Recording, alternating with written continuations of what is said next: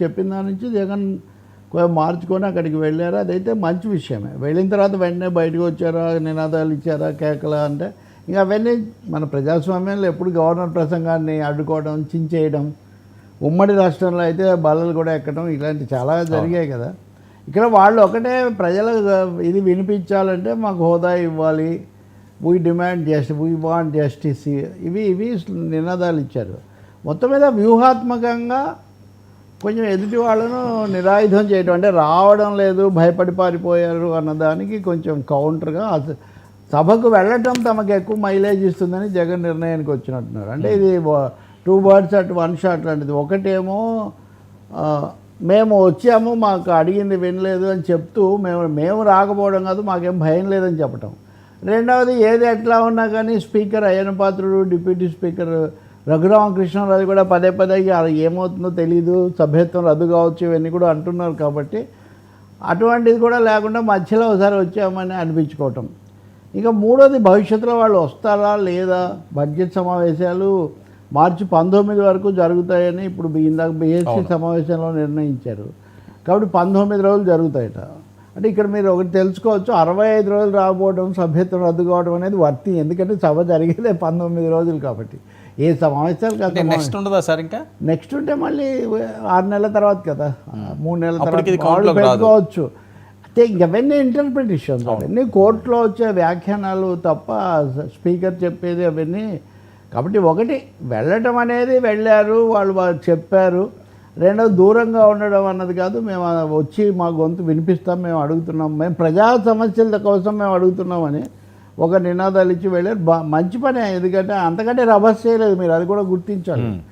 ఇప్పుడు సభల్లో ఇంతకంటే రభస్ చేసి చించేసి ఇవన్నీ చేయదలుచుకోలేదు. ఎందుకంటే గవర్నర్ కేంద్ర ప్రతినిధి కాబట్టి గవర్నర్తో వాళ్ళని గొడవ పెట్టుకోదలుచుకోలేదు. మీరు ఇది కూడా ఈ పాయింట్ కూడా నోట్ చేసుకోవాలి, మీరు అండర్లైన్ చేసుకోవాలి. ఎందుకంటే గవర్నర్తో కేంద్రంతో మాకేం సమస్య లేదు, మాకు హోదా ఇవ్వని చంద్రబాబు నాయుడు ప్రభుత్వంతో మాత్రమే అనే పద్ధతిలో చెప్పేసి వెళ్ళిపోయారు. అందుకని ఆ విధంగా తీర్థానికి తీర్థం, ప్రసాదానికి ప్రసాదం అని అనర్హత వెయిట్ వేసే అవకాశం లేకుండా హాజరు కావటము, రెండోది నిరసన తెలపడం, రెండు చేశారు. ఇక్కడ మీరు ఇంకొక తేడా కూడా గుర్తించాల్సి ఉంటుంది.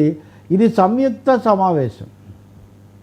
వీళ్ళు 11 మంది ఉన్నప్పటికీ కూడా శాసన మండలిలో తగినంత మంది ఉన్నారు కాబట్టి అక్కడ అధికార హోదా కూడా ఉంది కాబట్టి మీరు చూస్తే బొత్స, జగన్ ఇద్దరు పక్కన కూర్చునే ఒక అవకాశం ప్రతిపక్షంగా ఇక్కడ ఉంది. కాబట్టి ఆంధ్రప్రదేశ్లో మేము ఒక ప్రధాన ప్రతిపక్షంగా కౌన్సిల్ అయినా ఉన్నాం, ప్రతిపక్ష నాయకుడు ఉన్నాడనే ఒక సంకేతం కూడా ఇవ్వదలుచుకున్నట్టుగా ఉన్నారు. ఇంకా అంతా అయిన తర్వాత బయటికి వెళ్ళేటప్పుడు కూడా జగన్ బొత్సాను ఉద్దేశించి ఏదో అంటాం, ఏమన్నారు ఎలా ఉన్నా బయటికి పోదాం, ఇంకెందుకని ఇట్లాంటిది ఏదో అని అంటాం. కాబట్టి బహుశా ఇది ఆలోచించి చేసిన వ్యూహాత్మకమైన నిర్ణయం మాత్రమే. ఇంకంతకంటే వాళ్ళు సభకు నిజంగా రోజు వస్తారో తెలియదు. ఇది అయిన తర్వాత మళ్ళీ సమావేశం అయ్యారు వాళ్ళు. ఆయన నివాసంలోనూ ఆ కార్యాలయంలో సమావేశమై మనం ఏ విధంగా చేయాలి ఇవి కూడా వాళ్ళు మాట్లాడారంటున్నారు. కానీ ఒకటి గుర్తించవచ్చు, జగన్ కూడా గుర్తించి ఉండాలి. సభ కంటూ వస్తే ఒకడే వచ్చినా కానీ ఆయనకు ఫోకస్ లభిస్తుంది, ఆయన ఏం చేశాడు అన్న దాని గురించి ప్రజలు కానీ ప్రభుత్వం కానీ స్పందించాల్సిన అవసరం కూడా ఏర్పడుతుంది. కాబట్టి ఏమాత్రం ఇదున్నా హోదా అనే దాని మీదే పట్టుపట్టడం కాకుండా సభకు రావటం, ఈ బడ్జెట్ సమావేశాల్లో సూపర్ 6 ఒకవేళ జరగలేదు అని మీరు చెప్తారో చెప్పండి. గవర్నర్ ప్రసంగంలో చెప్పినవి ఎక్కువ గత ప్రభుత్వం యొక్క దివాళా కోరు పద్ధతులు, తప్పులు అని గవర్నర్ 1-2 సార్లు రెఫర్ చేశారు, ప్రస్తావించారు ప్రభుత్వం తరఫున.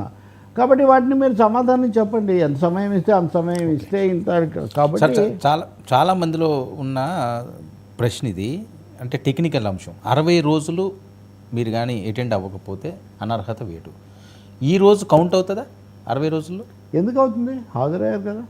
అదే అంటున్నాను, అంటే ఇప్పుడు సభకి వెళ్ళిన తర్వాత మాట్లాడతారా, అరుస్తారా, చాలు, అంత సులభం కాదండి. మన వ్యవస్థలో ఒక సభ్యత్వం రద్దు చేయటం అన్నది ఫిరాయింపుల చట్టంలో ఏదో పెట్టారు కానీ అంత సులభంగా రద్దు అయ్యేటట్టు మామూలుగా మీకు కూడా అక్కడైతే ఇంకా చాలామంది ఉద్యోగులకు ప్రభుత్వంలో మరీ గట్టిగా ఎన్ని రోజులు వచ్చారు ఈ లెక్కలన్నీ ఉంటాయి.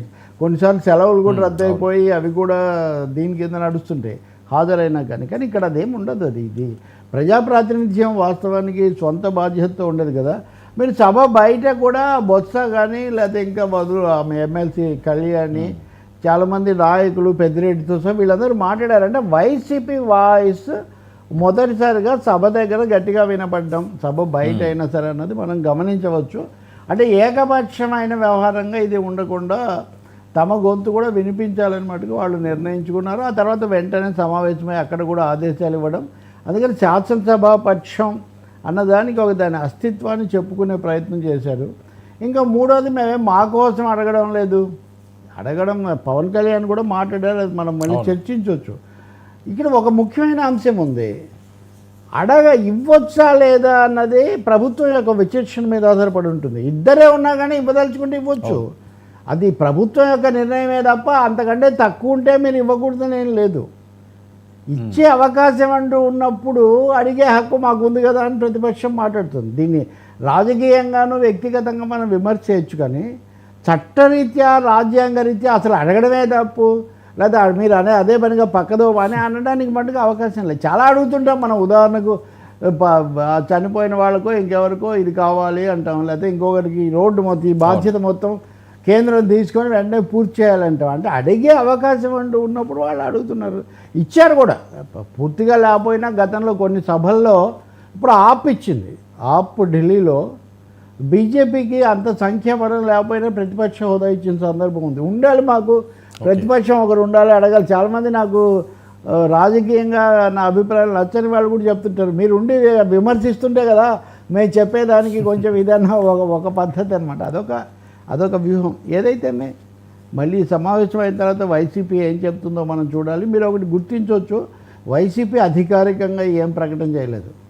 సభకు వెళ్ళడం మీద కానీ, బయటికి రావడం మీద కానీ, భవిష్యత్తులో తాము అనుసరించే వ్యూహం మీద కానీ వాళ్ళు దాన్ని అలా గుప్పిట్లో పెట్టారు.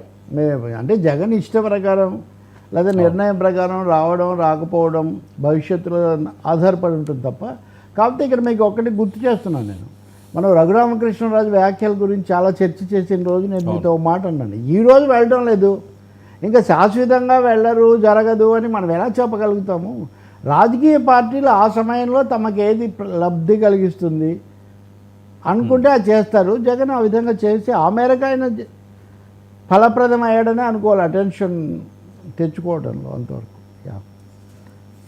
సరే అయితే ఓకే, రేపు వస్తారా? హాజరై మాట్లాడితే చాలా మంచిదని హోదా. చాలా మంది అనేది ఏంటంటే ఓకే మీరు వాకౌట్ చేస్తే ఆయన నచ్చకపోతే వెళ్ళిపోవచ్చు, కానీ గవర్నర్ ప్రసంగం అయిన తర్వాత చేయకుండా కనీసం ప్రసంగం కూడా వినకుండా వెళ్ళడం దట్ డజంట్ మ్యాటర్ అండి. ప్రజాస్వామ్యంలో రాష్ట్రపతి ప్రసంగాలను బహిష్కరించారు, చంద్రబాబు నాయుడు తెలుగుదేశం ఎన్నోసార్లు బహిష్కరించింది. ఓకే, ఇప్పుడు నేను ఇందాక చెప్పినట్టుగా ఉమ్మడి రాష్ట్ర సభలో గవర్నర్ ప్రసంగం వచ్చినప్పుడు చాలా తీవ్ర నిరసన తెలిపి బల్లలెక్కిన వాళ్ళలో ఇప్పుడు ముఖ్యమంత్రిగా ఉన్నాయని కూడా అప్పుడు తెలుగుదేశం